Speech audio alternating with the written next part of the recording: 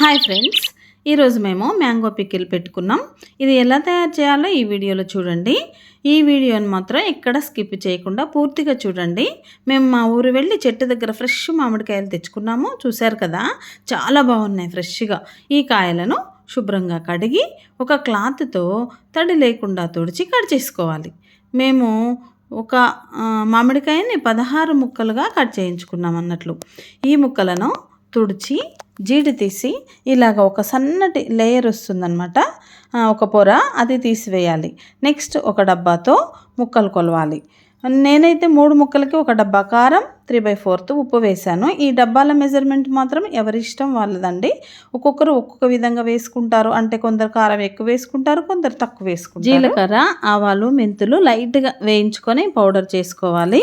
ఇది పక్కన పెట్టేసుకోవాలి. నెక్స్ట్ అల్లం పొట్టు తీసి శుభ్రంగా కడిగి ఆరబెట్టుకొని పేస్ట్ చేసుకోవాలి ఇలాగా నూనెలో. నేనైతే 1/2 kg వేశాను అల్లం. ఆయిల్లో అల్లం పేస్టును బ్రౌన్ కలర్ వచ్చే వరకు దూరగా వేయించుకోవాలి. దాదాపుగా పావుగంట పడుతుందండి. కొందరు పచ్చి అల్లం వేసుకుంటారు, కానీ అలా వేస్తే అల్లం స్మెల్ వస్తుంది. అందుకే కొంచెం దూరగా వేయించుకోవాలి, సిమ్లో పెట్టి వేయించుకోవాలి, లేకుంటే మాడిపోతుంది. ఇప్పుడు ఒక బేసిన్లో కారం, ఉప్పు, మనం పొడి చేసుకున్నాక జీలకర్ర, ఆవాలు, మెంతులు కలిపి ఆ పొడి, 1 స్పూన్ పసుపు వేసుకొని బాగా కలపాలి.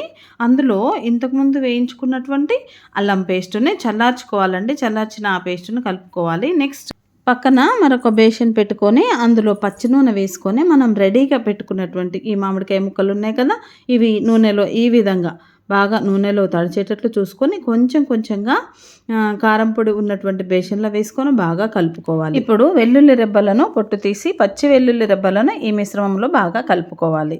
ఎందుకంటే ఇవి మామిడికాయ ముక్కలతో పాటు వెల్లుల్లి కూడా ఉప్పు కారం పట్టేసి తర్వాత టేస్టీగా ఉంటాయన్నమాట. ఇవన్నీ మా ఫ్యామిలీలో అందరికీ చాలా ఇష్టం.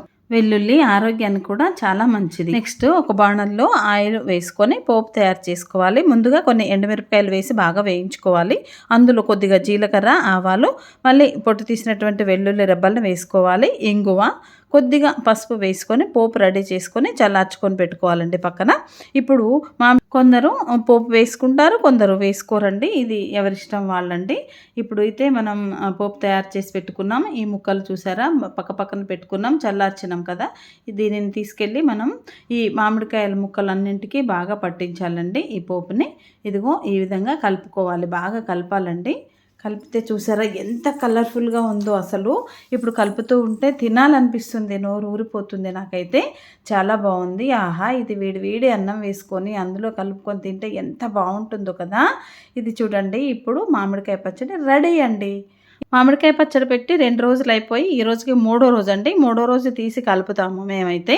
ఈ విధంగా మనం మళ్ళీ 3వ రోజు బాగా కలుపుకొని ఉప్పు కారం సరిపోయిందో లేదో చూసుకొని ఆయిల్ కూడా కావాలంటే కొంచెం వేసుకొని ఇలాగా ఒక జాడీ తెచ్చుకొని ఆ జాడీ శుభ్రంగా కడిగి తుడిచి అందులో నేను మామిడికాయ పచ్చడి మొత్తం పెట్టేశాను. చూడండి, ఈ విధంగా మామిడికాయ పచ్చడి మ్యాంగో పికిల్ రెడీ అయిపోయిందండి మొత్తానికి.